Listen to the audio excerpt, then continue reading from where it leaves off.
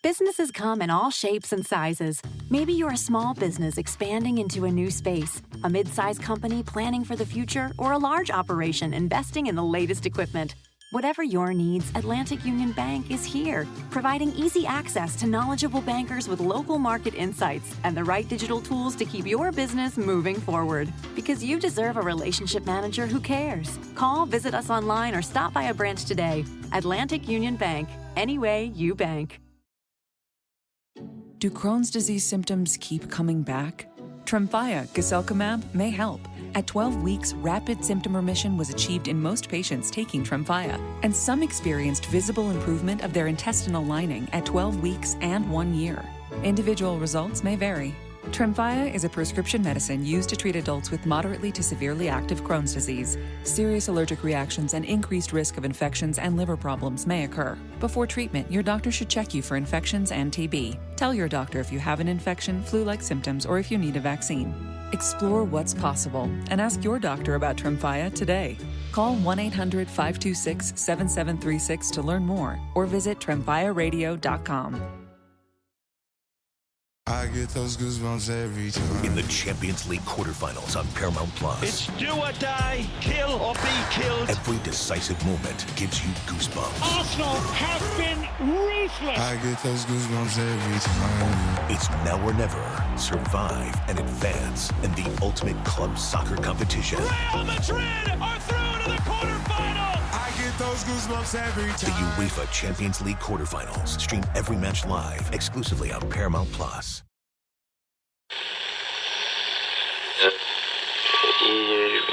Empire.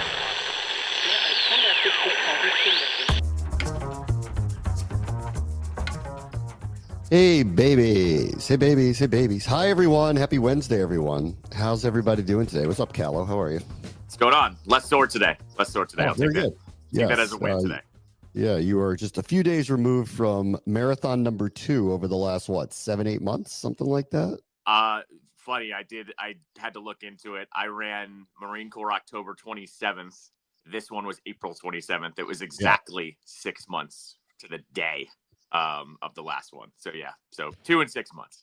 Let's see. I'll tell you for tomorrow. I think the show's going to be audio only, and I'm going to talk to you off the air about all this because I'm going to Greenville, South Carolina for a day to meet with a group called Green Gridiron that makes helmets. Okay, mainly, and they work with the NFL and they work with colleges and they also do personalized ones. And they're going to make me an Empire Media helmet to come down like a full-on, like real deal, $1,000 helmet, and to show me the process to do a video with me. And then obviously they want to talk about the Commanders. So it's a partnership that I'm working on with Empire with them. And I think it's gonna be a really cool day. So I'm just warning you, audio only, but I think the visuals of this, when I'm done, are going to be really cool. So I'm going to tell you how helmets are made. So I'm actually I know that's nerd out. You might like this, but I'm full nerd out, but I'm going to see how full on real NFL collegiate helmets are made piece by piece and how they do personalized ones, which, as you might imagine, might be very popular for any number of occasions, reasons, companies, and they're going to make me an Empire Media helmet. So I'm pumped. I'm pumped about this. That's why I'm going away tomorrow for a day. No, I am a gear nerd, as you know. Yeah. So that is something I'm interested in. It is one thing I don't own is a game used helmet. So I mean that's something that's been on my radar. They are very expensive. People that are just wondering about it, they are usually thousands upon thousands of dollars because players only wear one or two all year and you get them chipped up, whatever. They look very nice. So I am very interested in that because I want to know what the personalization process is for that. Yes. And all goes well. You'll see the giant helmet back here if you're watching this on YouTube on Friday. That would be the hope is what's going to happen. So we're going to figure out tomorrow, probably just be radio audio only. You won't see anything tomorrow because I'm going to be in a hotel room and that's going to look dumb. So, all right. So we'll get to that, all that stuff. All right, let's get to some of the news. Number one, the Commanders got a new kicker, Matt Gay, who has been on a few different teams, but over the last couple of years was with the Colts, actually got a pretty decent sized contract from Indianapolis a couple of years ago. Then they brought in competition. Gay's big flaw over the last couple of years is inaccuracies from 50 plus. He's been money from inside 50 and in for a number of years now, almost practically automatic. But outside of 50, I think the number was 3 for 9 a year ago. A year before that, again, like less than 50%. So the range isn't quite there. I will say this, like Joey Sly was here a couple of years ago. Joey Sly's range was really the biggest knock on him. And that got better actually over time. So that's the hope here. And I think this is also another signal. I did believe that Washington was seriously considering taking a kicker late in the draft to either compete with Zane Gonzalez or just, probably compete with if it's a rookie for sure, which is why I think the corresponding move of cutting Zane Gonzalez and bringing in Matt Gay is because this is a veteran who's been around the block. They probably, trust that this is going to be fine. I thought it was possible their 7th round pick or an undrafted free agent, if it got to that point, was going to be signed here. Most likely the University of Miami kicker who ended up going in the 6th or 7th round to New England. That's actually the second time in a few years they picked a kicker. Remember, they took the Maryland kicker a couple of years ago, and then he got into a competition. And I remember last summer when Sly was with New England and the Maryland kicker was with New England, and that was our 3rd preseason game. I went, one of those guys might as well just stay here and not even go back because we're going to need a kicker to compete. And then obviously we had all the things that happened throughout the year at kicker. I'm not surprised this happened, but it does signal to me, Matt Gay was released a couple weeks ago, that they were waiting through the draft to see what would happen. And I don't know that the University of Miami kicker is the one that they would have either drafted or signed as an undrafted free agent.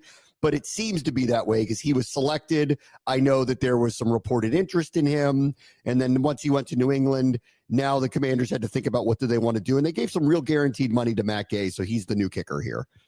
Yeah, I have the same reaction as you, where it was, they might have drafted somebody and made this move corresponding then or at a competition, and they did not. They ended up going with Gay. What I will say about this, too, is, look, you take what you can get in terms of how consistent the guy is.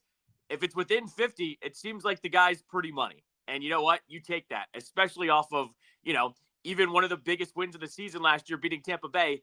Zane's kick doinked off, the inside of the crossbar. So or the goalpost. So I will say this. I think they're just trying to say, hey, this is an improvement. This is a pro. And hey, this offense is really good too. Hopefully we're not kicking, too many field goals within that range anyways. That would be the hope here too, is that, hey, at least you know what you're dealing with. Or maybe this makes Dan Quinn and Cliff Kingsbury's life a little bit easier. Hey, we're definitely going to go for it on 4th down. He can't make it past 50 yards. Like, at least at the very least, that chart is now out for this. Yeah, they'll obviously have to make decisions on that. But, like, this is a team that went for it on 4th down more than anybody else in the NFL a year ago. This is a team that ran more plays up tempo than anybody else in the NFL. I'll be interested to see strategically if they think a little bit differently about it, but I don't know why they would. So in that range, if it's not 4th and 8, it seems like they're more inclined. Anything 4th and 3 or in seems like they're going to be aggressive, and I don't know why they would stop being that way. So if it's on the cusp, I don't know that we'll be answering that question very often, but 4th and 10 or a 50-yard field goal, I think they're kicking every day of the week just because, unless they have to go for it because the score dictates they have to go for it. So we'll see how it works out. And again, I'll just reiterate, Joey Sly's big knock, through his career when he came here, was range post 50 yards. And that actually got better. So I was mildly surprised they didn't bring him back last year, and he ended up going somewhere else. Obviously, it was a new staff and everything. And then kicker just became bane of their existence throughout the entire year. It was just one thing after another. Either misses. Austin Seibert, who broke a record in his first game with the team kicking 7 field goals, to the Dallas game would have been tied at. He made an extra point, missed 2 of them in that game. I mean, they had the highs and lows of the kicker, and then, God decided to bless us in the Tampa Bay game because Zane Gonzalez very easily could have missed that. I mean, that was hit wrong and it hit the post on the right side. So fortunately, but now we got a kicker here who's been around the block. He's a veteran. Inside 50 has been money. So hopefully that will at least continue here and we can move on. Next is this. I don't even think it's even in question that an edge rusher is probably being brought in here. Will it be to the degree of a name like Zadarius Smith or Von Miller?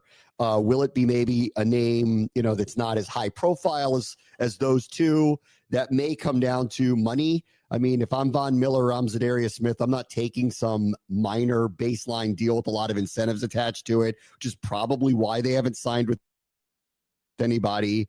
This is typical at certain position groups that are premium position groups that make a lot of money. If they don't get the right deal in the first wave of free agency, they wait, because after the draft, then the teams who have a definitive need have to think differently about what they're going to do with them. So I don't have a lean on what the name is, but I'd be very surprised if someone of this level specialty isn't by this team, whether it's over the next few weeks, months, whatever. But, this team likes to have the people that they want on their team in the spring. So I think they will address this before full OTAs post the rookie minicamp happens. Yeah, Zadarius Smith's actually one of the ones that's surprising to me. Like, he was traded midseason and was okay. I didn't think he was bad by any means. That was one where I'm shocked that he just hasn't been picked up somewhere, but I get it. He's on that second tier, third tier of free agents. He's the one that screams out to me that should be a target for them. Von Miller, I'm probably staying away from. I don't know what is going on with him off the field too. This team has shied away from that a little bit. So age and injuries too. Injuries with him. I mean, you have to take all of that into account with any injuries in recent years too. Yeah, absolutely. So I don't, they're going to get one of these veterans in here. And same thing, I think as a unit, we've talked about it. They've revamped it as a whole entire defensive line, not just one position of defensive tackle or defensive end. They're kind of trying to supplement, can we just get by with this amount of bodies? And we're going to see if that works out for them. And they probably just need one more to be the solid starter. And that's it. Yeah. So I think this also, it just blatantly acknowledges they felt like they had a lot of holes too, because a screaming need was this position, and yet they didn't draft anybody at it. And this was a position that everybody said was very deep heading into the draft. They could have easily taken one at 29. They chose not to. I think some of the ones they probably liked were gone by the time they got around to the end of the second round, but that's the choice that they made. And they had a lot of things that they needed to fill. So I think that this just kind of openly acknowledges, by signing a kicker a couple days after the draft is over, you're saying you knew you needed one, and it was possible you were going to either address it in the draft or hopefully undrafted free agent. That would have even been better. Had the Miami kicker made it, out of the draft and not been drafted by anybody, I think Washington probably would have made an offer to him to try to get him. I think a couple of teams would have, but I think they would have made an offer to get him. Sure, once you get past the second round, unless you love somebody, there's no necessity to go after anybody in particular at any particular position. I think you just go for people that you think are going to help you. But it's very telling that at the top of the draft, they didn't do this, or they didn't feel like they had to do this. And Lance Newmark said this at the press conference after day 3, where the list of people available at that position instructed them that they do not have to go after an edge rusher unless they love them. So I expect them to sign somebody, but I just don't know who the name is or to what level. Are we going to get somebody who is of a namesake like Zadarius Smith, or is it going to be someone who doesn't really move the needle that way, but they think could be just as effective? The 7 to 10 rotational sack player that they need here. Yeah, no, I'll be very interested to see. He's also going to kind of tell us what the rest of the defensive line or the rest of that depth chart is going to look like as well, of terms of snap counts, who's actually going to play, who actually is going to be a contributor as well. So that's where I've kind of landed on this one too, is if it is one of those bigger names, those veteran names, that means they're going to get a good chunk of playing time, over half the snaps most likely, and then they're going to have to figure out how to supplement everyone else. So, yeah, I mean, they have to make one more move. They can't just go in with this position group the way it is. It's assumed they've got to sign one of these guys. Yes, and I don't think it's someone, and this is probably goes into the draft strategy too. If they had drafted a young edge rusher, it would have made a tremendous amount of sense. It's a void. It's someone they need to develop. But I had kind of landed on going into the draft that the people that they're going to take at the top, maybe not in the middle or the end, but the people they're going to take at the top, they want to know that they're going to be starters, or at least that's the plan. Put them in there. They believe they can win right now. And because they believe they can win right now, they're going to go after players that they feel like can help them win literally right now. That could be an edge rusher, but it was of the positions they took, least likely to be an edge rusher.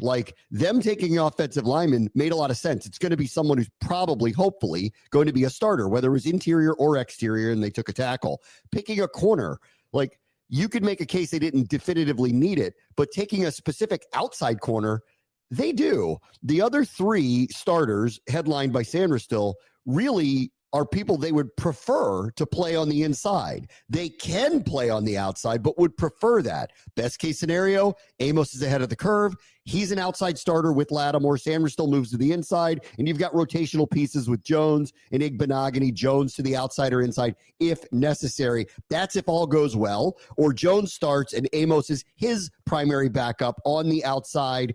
If Lattimore can't stay healthy for 17 games, you've got the clear cut. This is the person who's going to be the outside corner, is going to come in. So it was very purposeful what they did. Edge rusher didn't actually fit that unless they were going to land Abdul Carter, who was like obviously going to walk in and be an upgrade and a starter and someone who's going to play the majority of downs on most series. I think they came to the conclusion that's not who any of these people are at 29. And while we might want one and like one and think we can develop one, we're trying to win right now. We're not trying to find somebody who's going to be a really good potential edge rusher 3 years from now. Well, and like I would say too, it's spot on the value, right? Like Peter said out loud with Amos that he was a first round grade, that they would have picked him in the first round, possibly. So it also tells you there was not an edge rusher that overtook that in value as well. So I'm not surprised. Once again, this goes back to me saying, impact player. That they didn't think that there was an impact edge, or they think these two could impact the roster more. And I would tend to agree with them that they could impact the roster more than whatever edge rusher they would have picked. All right, so let's go through some draft grades. And I want to do today the NFC East. And I'll start really with the Commanders because like everybody's got their opinions of it. And I've read a number that kind of vary what people think. Most of them look at the players they got and seem to believe that they've done pretty well here and addressed obvious needs. It's hard not to like Connerly, who I think everyone kind of agrees could have gone a lot higher, just didn't. And then with Amos, there seems to be a pretty good consensus that they got a very good prospect. The draft grade seems to vary, not based on who they took, but their use of their assets this year to get trades done and therefore a small draft class. So now that it's done, I'm seeing this vary like from a B minus up to, B plus to A. No one wants to give them A plus because they only have a 5-man draft class. And to the point of they don't really have an edge rusher. Well, they couldn't address everything because they chose to trade away some of the assets. And that's kind of limited them on the amount of players that they have coming in. So now that what's done is done, they used the assets that they did to get Tunsil and Debo, and they ended up with just a 5-man draft class. Whether you love it or not of what these people are, do you think they did well? Yeah, I mean, I think for the 5 picks they had, yes. Like, I think you do factor in the players that they got. Like, I'm not a believer of, you say that they drafted Debo Samuel or drafted Laramie Tunsil. But I think you need to factor those are the players that they also added in. So you're telling me they got 2 starting offensive tackles. You're telling me they got a starting wide receiver opposite Terry McLaurin. You're then telling me they have a probably really second or third corner with Amos and then 2 more offensive weapons. Yeah, I'm perfectly fine with that. Like B plus sounds about right here for the class. Yeah. And if you want to add in the players that they traded for, yes, I think they did pretty well. And we were wondering, especially, I would say halfway through the season, we were already wondering, I wonder what Adam Peters is going to do with the team in the offseason, because do you want to hit that kind of, aggressive approach of trading some picks away to get good really fast? And I think he threaded that needle pretty well. He didn't trade the first or second round pick. Next year he did, but for the most part, he protected the top couple of picks, moved some other picks around from trades last year that happened. Overall, yes, I think they did very well. I say that B plus range is fine. They still have their first round, second round pick next year. They traded a 3rd round pick for Laramie Tunsil. So they still have the top of the draft. And I'll say this too, like they did try to get an asset back. They tried to trade John Allen. So they were trying to get one of the, it probably wouldn't have been a very high one, but they were trying to get something for him. They didn't. And then they ultimately, I think they just kind of did right by him. Honestly, they could have held on to him and waited through the draft and said, we're going to trade you when we trade you. And they chose not to do that. So they ended up doing what was the opposite of just saying, okay, we tried. We really wanted to get something for you. I think that there maybe was a possibility that he was going to be involved in the Debo trade in some way. Like, sounds like San Francisco was open to an idea like that, or, trading separately for him. Minnesota wisely just waited it out. Clearly they wanted him. And so that's where they tried to get one of them back. It just didn't work out to get anything back. And then Peters had talked about, they could have traded out of 29. They could have traded out of 61. It sounds like too. They chose not to do either one of those things because they believed in the guys they got. And again, at the top of the draft where they do have definitive needs, I agree with the sentiment. You just take the people that you want, especially if you think they're going to start, because you think you have a chance to win, but you acknowledge at the same time that your roster is a little less complete than Philadelphia's. You have to take players. You can't fiddle around and go, well, let's just do this no, not this year. Maybe next year, but definitively not this year. No, exactly right. This is where this is a full trust the process kind of with the organization. It's, well, you heard me say I thought they were trading down since February. Well, they didn't. But he did say they could have in both of those picks, but they liked both of those players. I'm fine with that. Like, if you're going to tell me that you had those offers, but you liked these players and you valued them a little bit more, I'm perfectly okay with that. Like, you don't trade down just to trade down. Right? To do it. That's right. If you have players that you think are going to contribute right now, take them. Like, I have no problem with that. So yeah, I'm with the organization and just trust the process. And if it's only 5 players, it's 5 players. Yeah, you have 2 choices here, and most teams are very smart this way, and they don't overpay any longer because they all have these charts, and everyone's kind of got this because everyone's scared. Everyone is scared of perception, that they don't want to overpay, because if they overpay, then if the thing doesn't work out, they have to live with that decision the rest of their lives. And they've built these charts, value charts. And so they use these value charts. So everybody's kind of on the same page about it. If you get someone to come along who does offer you more just to make the deal happen, and it's just in the best interest of the team, well, then I think you make an exception in that case. But assuming that whatever was offered for the picks that they ended up not trading out of was in line with industry standard these days, they just agreed that it's just better off that they just stay where they are. And it's hard for me to argue with it. They're sitting here saying 2 things at once. We know our roster needs to be improved. We know in significant places it needs to be improved. Premium positions, tackle, corner, edge rusher, like expensive premium positions. We need to get better here, but we think we can win with what we have anyway. So you have to get those improvements if you really think you're going to win. And so I think they went in that direction. I mentioned Philly. Here's what their draft looked like. And this is they went, and I'm not surprised here early, their first 5 picks of the 9 that they had, because this is amazing. Super Bowl champion, loaded up on picks. They've been masterful in the draft, not only in who they've selected, but just the amount of players. I heard a couple people say, I thought Philadelphia would trade out some of these assets, either for later assets next year, whatever, because all these guys can't make the team. That they were like, they're too good. They can't all make the team. No one wants to draft people that they're either going to cut, or put on a practice squad. So they thought that they would trade out, and maybe they just weren't able to do anything like that. But their first 5 picks were all on defense. They might have gotten a steal again in Jahad Campbell. It's a distinct possibility that they did. They've gotten it really with what looks like Nolan Smith, Nakobe Dean, especially Smith, who turned into a very good, undersized but very effective edge rusher. I'm not surprised they went on defense. Look at their offense right now. Where's the hole, other than, I guess you could argue, their tight end isn't as strong as as maybe it was a couple of years ago when Goddard was in his prime. But outside of that, best offensive line in football. Hurts is terrific. Saquon's the best in the business. Their receivers are outstanding. Maybe they don't have the depth that they want, but their top 2 are as good as any duo you could ask for in the NFL. On defense, they lost Josh Sweat. They lost Milton Williams. They let C.J. Gardner-Johnson go. That is a spot that they need to fortify. I'm not surprised they did what they did. And then they took a flyer on Kyle McCord and said, I know they like this Tanner McKee guy as a backup, but McCord, this is a perfect late round, no risk, high reward. He was really, really good at Syracuse after he transferred out from Ohio State. They may develop somebody over the next couple of years.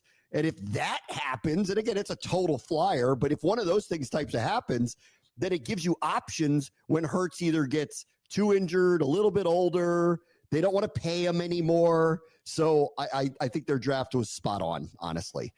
No, and it's also, it's indicative of what their strategy is straight up, right? Like they had to let pieces on the defensive side of the ball go because they're already paying everyone on offense. Like that offensive line is getting paid, right? They've handed out 2 extensions to them. Both wide receivers are paid. Hurts is paid. Barkley was paid, and then he got repaid after the Super Bowl. This is going to be their MO the whole way.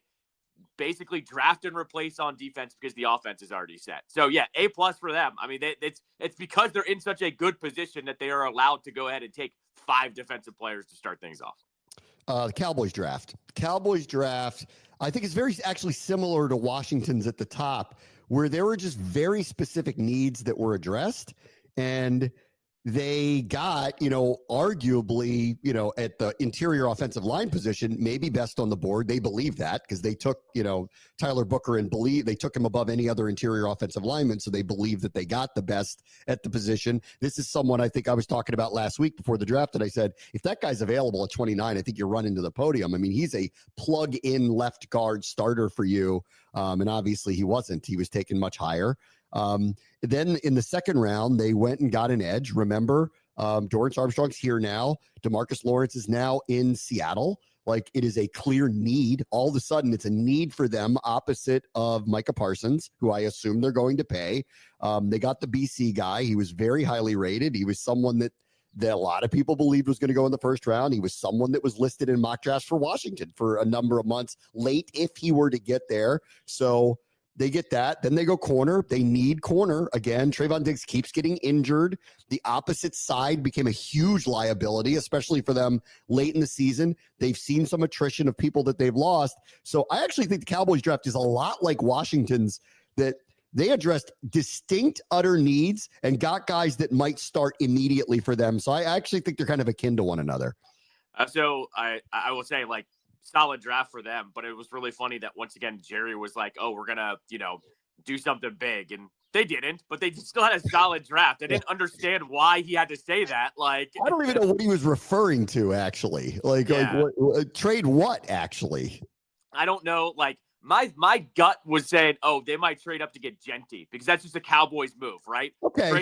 Trade a bunch of picks to go get the running back. They don't mess around with their skill position guys, but clearly that didn't happen. So I don't understand why Jerry had to say that. All in all, though, they had a solid draft. He just put bigger expectations on it than he needed to. It's such a Jerry thing to do. Yeah, I think like they're filling needs here. Sure. And they're not that far removed from having really good records. I've seen the clips of Dak, who looked like he lost a lot of weight. Looks like he's in really good shape. Say what you want about him, because he's like the new Eli or Flacco of, is he elite? They have this conversation with him. I think he's a really, really, when healthy, very, very good high-level NFL quarterback. He's not Mahomes, he's not Allen, he's not Lamar, but he's very, very, very good. So I buy that if they can fill a lot of these holes that they've had, that they're better than they were a year ago. But they don't feel kind of as a team kind of coordinated. They're kind of toggling between this idea of keep the band together, but let a lot of people go. The coaching decision was really odd to me.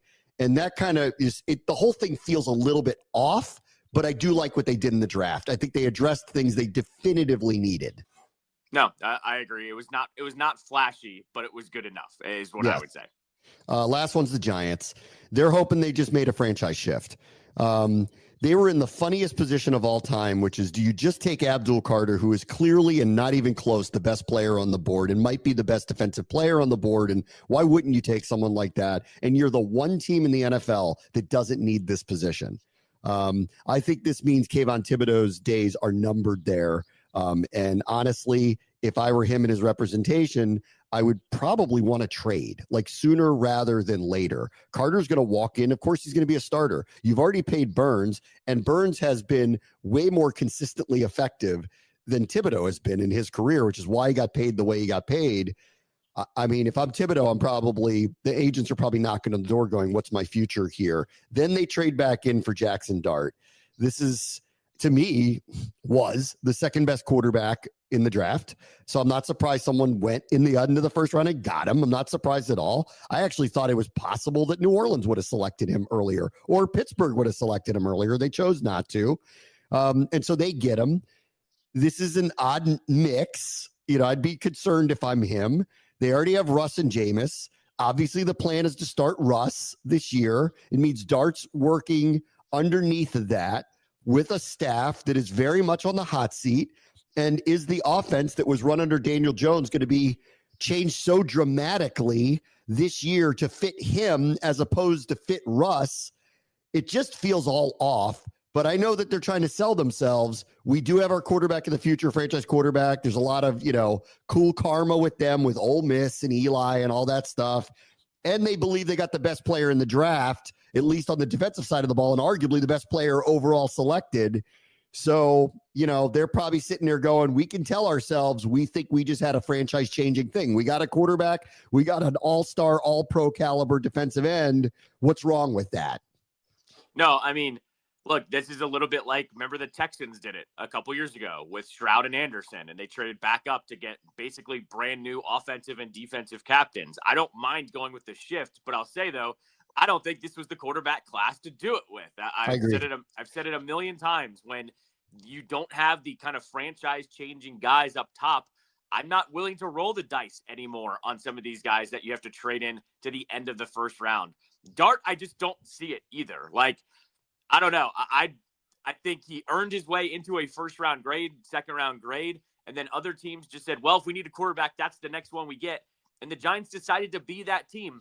Good luck. I mean, I will say this, though, over anything, that with him sitting behind Russ and Jameis, he's going to do just that, sit. And so we have seen it that when guys sit for a while, they do have a better chance really to, produce and shine a little bit more than when they're thrown in there. I mean, you look at what the Packers did for years with Rodgers and then with Jordan Love. Like, they came out and not only did they look solid at first, they then got pretty good, right? Like, Jordan Love, it didn't happen last year, but 2 years ago, looked like an MVP candidate for half the season. He also did that with stable coaching in front of him. I mean, that's the organizational part of this that doesn't make a lot of sense. We all know that if they go 5-12 this year, that there's going to be a lot of heat on them to make this change, which means then the ownership would have to decide, do we run it back again when every proof says this is not the right group running this thing. And yet at the same time, but you let them pick the quarterback of the future. How do you not let them see it through? So I just say organizationally, I don't know what their shared vision is at this point.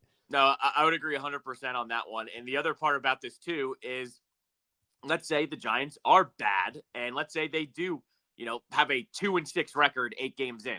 Well, nobody's going to be clamoring for Jameis. They're going to be clamoring for Dart. So, that's the other side of this, too, that I always find kind of funny of oh, well, he's going to sit behind these two guys. Well, the public perception is going to be go to the rookie once the season is lost anyways. So, yeah, there's a lot of questions about it. Taking Carter, though, I will say, Carter was the best value pick of the draft. He's going to be the best defensive player in the draft, and they got him, 3rd overall. 100%. It was impossible not to take him. You're either trading out or you're taking him. So I don't blame them for that position, even though they had the players that they have there. And I think largely, and we'll do this more as the season, as we get closer to the season, I like what they've done on defense in the offseason, in the draft, and in free agency. Personnel-wise, on paper, they have a very formidable group that's going to walk out onto the field. Is that enough to be better than Washington and Philadelphia in their own division? It's going to be a hard sell to me, especially with what they have on offense. And therefore, because of the division they're in, them having a really good record, they're playing the same teams we are, AFC West, NFC North. Good luck. This feels like the Patriots a little bit from a year ago where, they may defensively be very competitive for a while, but if their offense just can't score, they're just not going to win enough games. So we'll just have to see. All right, let me take a quick break. Very much the show is ESPN 630 Sports Capital. Bet Online is the world's most trusted betting platform and your number one source for all your sports betting action. Baseball season is in full swing, and we've just started the NBA and NHL playoffs, which has more ways to stay in on the action with the latest odds, news, and scores, even live in-game betting while the games are being played. With the largest selection of odds on everything from the MLB, NHL, and the UFC, Bet Online remains the number one online source for all your sports wagering info. In between games, head over to the Bet Online Casino with all the top Vegas-style games, including poker and a live casino. Bet Online. The game starts here. Businesses come in all shapes and sizes. Maybe you're a small business expanding into a new space, a mid-sized company planning for the future, or a large operation investing in the latest equipment.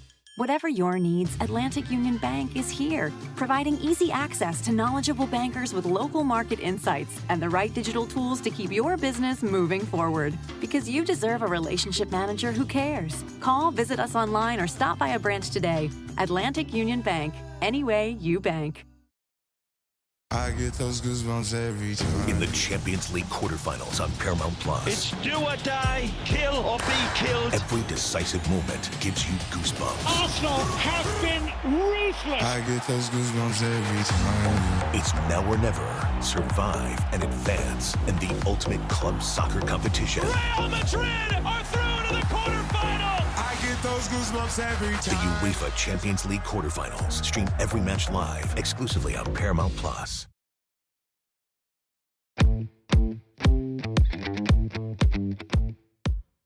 All right, welcome back. I think one of the surprises of the draft was the Steelers did not take a quarterback. I think people expected that Shedeur Sanders, at least initially, wouldn't get past them. If he got past New Orleans, he wouldn't get past them. And then once we got to the bottom of the draft, unless someone was going to take him as a backup to an entrenched starter, the wait was going to begin. I don't think anyone thought it would go on as long as it did, but it started that way. And clearly, look, like, Pittsburgh's not obligated to take him in the same way that Cleveland wasn't obligated to take him or New Orleans wasn't obligated. It's just people looked at it and were like, well, he's going to land somewhere because he's a good prospect and these teams don't have a quarterback. Why don't they take him? That doesn't mean they liked him, right? That doesn't mean they liked him or, and I mean on the field more than anything. I think the off the field stuff is a touch overrated in this story. I think it's all about on the field. My point yesterday, even talking about it with you, was there was a lot of people who had a lot of red flags about Caleb Williams. He still went number 1 overall. And if the Bears had decided they didn't want to make that pick because they were uncomfortable with him, there would have been a line out the door to trade to get to that point to take him because the on-field talent is just so overwhelming. You're going to, you will look past a lot of stuff. That's not the case with Shedeur. I think this is a very simple thing. No one thinks he's that. He might become that, but no one thinks he's that, which is why he didn't go in the first round or really a couple of other rounds. But by Pittsburgh not taking one and Mason Rudolph basically being the only quarterback on the roster, we're back on Aaron Rodgers' watch. And, I think the leverage has now shifted definitively to him to basically tell them because they're in a desperate mode. So my guess is this now. Rodgers is going to have to tell them one way or the other, and they're going to put probably privately a timeline on this. And if he says he doesn't want to do it or he can't make his mind up, they're the ones that are going to call Atlanta to get Kirk Cousins. That's what I think is going to happen. No, that's exactly what's probably going to happen here. And with the Steelers not taking quarterback, I'm okay with that. Like I just said last segment about how the Giants, I didn't really like any quarterbacks outside of Ward. And even Ward, is Ward going to be worthy of the number 1 overall pick? We'll see. We'll see. But I was okay with this with Pittsburgh. Like they didn't marry themselves to a first-round quarterback or Shedeur or, any of the other guys, mainly probably because they just didn't like, drafting one this year. I was okay with this. I don't think you force it, and then you go and have to play this dance for then 2 or 3 years of whether a guy is in or a guy is not and getting a new offensive coordinator. It just sets so many dominoes in motion that if you didn't like a guy enough, don't take him. And I was okay with this. So, yeah, it does now go down to Rodgers. I think it's either Pittsburgh or bust for Rodgers. I don't think he's going anywhere else. I don't think anyone wants to kind of deal with him unless he's going to be the starter. And I don't know who else that person is.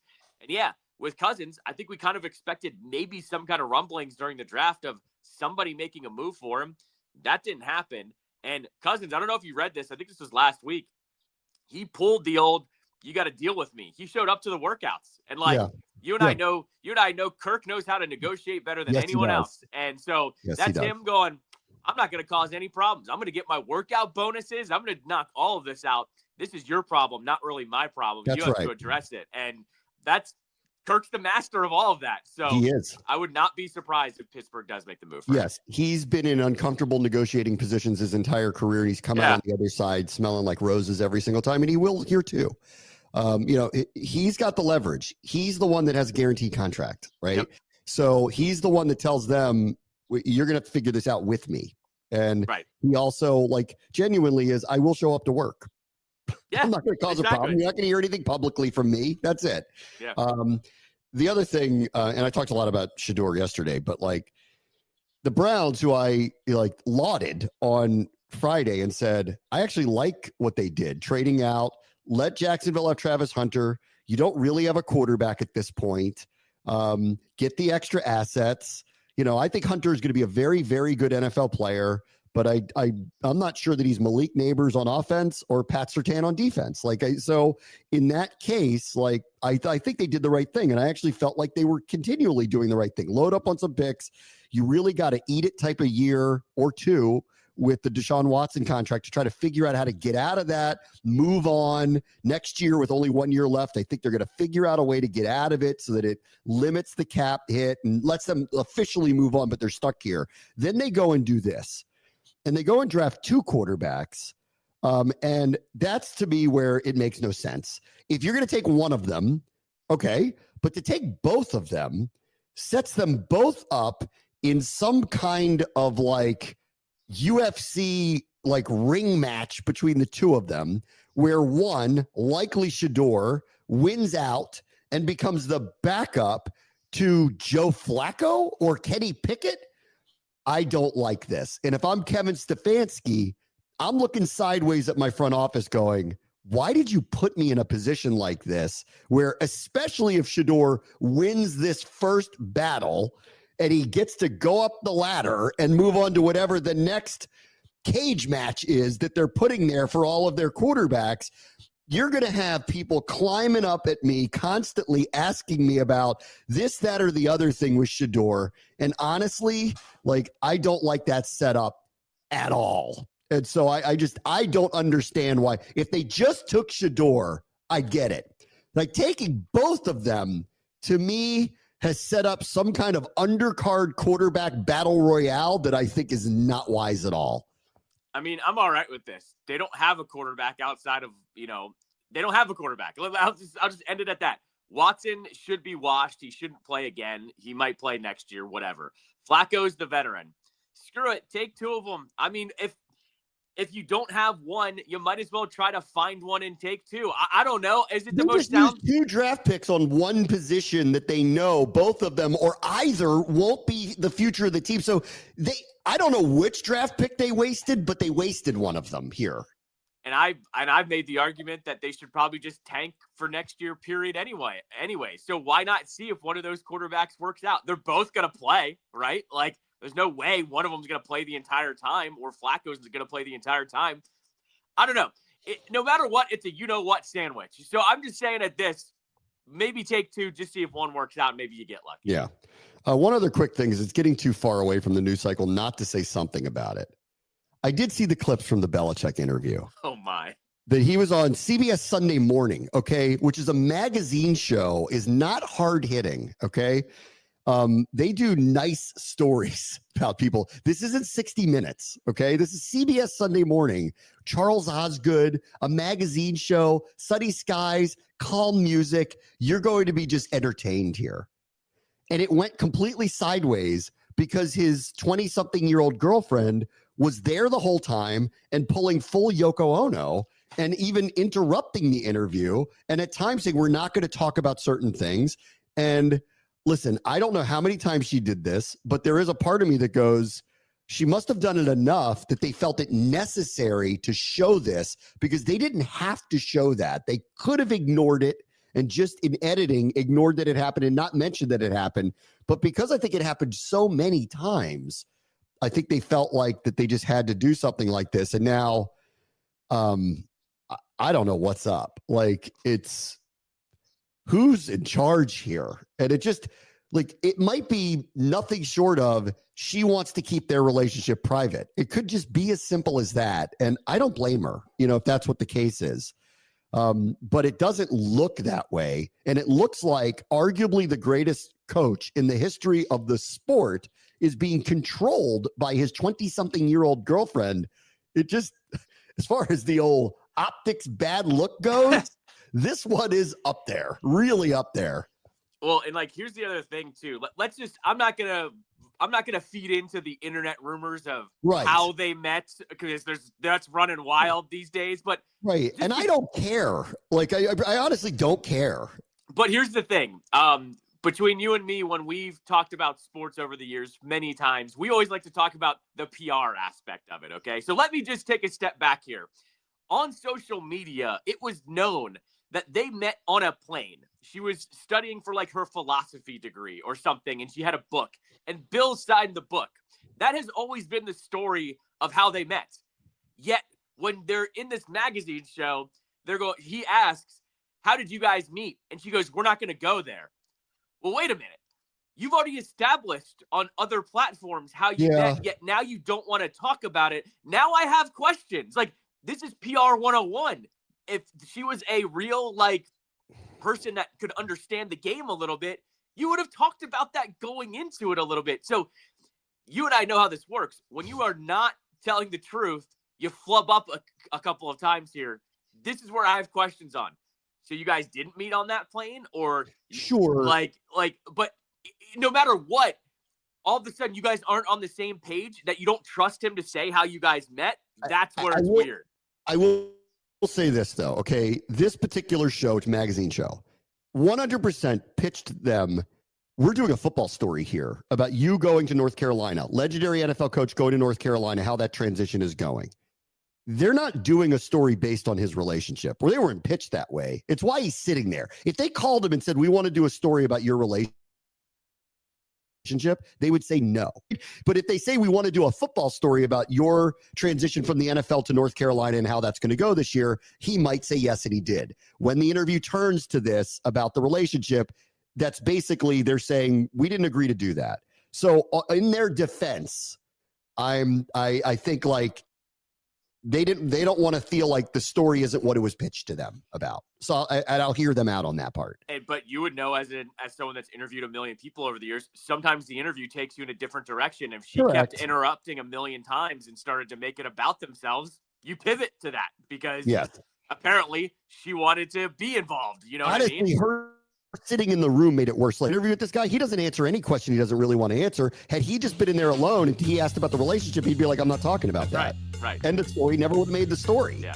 But her being in there actually made it worse. All right. Let me take a quick break. Very much the show is at 6:30 Sports Capital.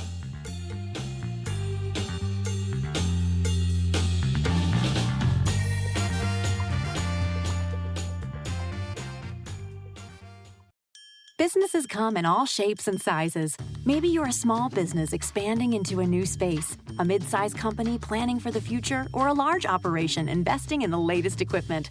Whatever your needs, Atlantic Union Bank is here, providing easy access to knowledgeable bankers with local market insights and the right digital tools to keep your business moving forward. Because you deserve a relationship manager who cares. Call, visit us online, or stop by a branch today. Atlantic Union Bank. Any way you bank.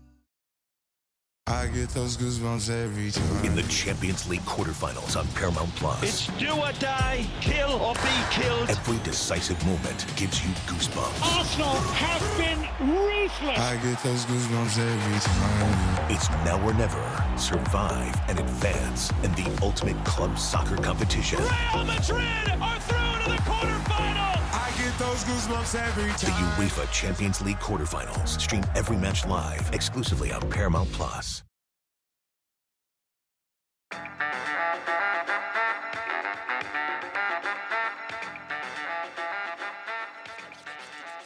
All right, welcome back. On the Caps, who can finish off Montreal tonight, get to the second round where they would face Carolina. Is that right? Is that set in stone? It's set in stone because they closed out their series. So the Hurricanes would be next. That would be a doozy if we get to that. I take nothing for granted in the NHL. I've watched this sport way too long. Go watch the Kings-Oilers series to go see what's going on right now. Things can flip on a dime. I don't feel like they will. I do think the Caps are going to finish them off tonight. I think Montreal's best chance to get back in the series was blown the other night in the third period up there. And I think the Capitals crowd, having seen how Montreal's crowd has been really, really, really into it, will be motivated to push this across the finish line. I expect a win tonight and end of series. I expect them to win tonight as well. The Canadians, if they were going to win this series, they were going to have to win that game 4 the way we saw it in the third period, right? They're on the ropes. The Caps are on the ropes in the third period. Tom Wilson has that bone-crunching hit, and it might have changed the entire series. It definitely changed that game, but it might have changed the entire series. I see this one ending tonight, too. Thompson looked okay the other night. I'm going to say he looked great. He had a couple good saves, but still, save percentage isn't great. So let's see how he plays tonight. And then once again, I still have to keep mentioning it. Alexi Protas traveled with them to Montreal, and he didn't play. Does he play tonight to maybe help finish him off? No. I don't know. I doubt it, but, like, I still think it's out there. So we'll see. I mean, but I do think they win tonight. There is a little bit of the old Caps that are coming out of this group. Like, Wilson's become a missile again. Wilson's totally engaged. He's instigating with people. He's going after people. Even Ovi, and I know he, like, didn't do it. I don't think he did it purposefully, but he was in the way and took somebody out. And you can argue whether he did that on purpose. I think he was trying to get out of the way, but, like, they called an interference on that. Anyway, you're seeing a little bit of the old juices coming out of these guys. And I like that part of it. Like, Tom Wilson is the classic. You hate him unless he's on your team, which is why I love him. He's one of my favorite players of all time on this team. There's some classic Tom Wilson that's been coming out throughout this series that's helping them push this over the finish line too. Well, and I think what's happening here too is they took those first couple games to figure out where they're all fitting in playoff hockey a little bit. Like, Dylan Strome and Connor McMichael are not going to pick up that physical toll. Tom Wilson will pick up that ball and run with it, as we saw in Game 4. So I think this is what's happening too. It's a little bit of a feeling out process. I think Ovi's part of that too. I think Ovi's going, you know what? I can score a goal here and there, and he scored 2 goals in the series, but he's also going, I think I can contribute physically. Yes. Let's go ahead and do it. And so, yeah, so I think it was a little bit of a feeling out process of what do we have to pick up and put down here for all of us to fit a little bit more. And I think Wilson and Ovi are the ones taking the flag and running with it at this point. Yeah, I hope they win tonight. I think they're going to win tonight. We'll review it tomorrow. Brave Watch the Show, ESPN 630, the Sports Capital.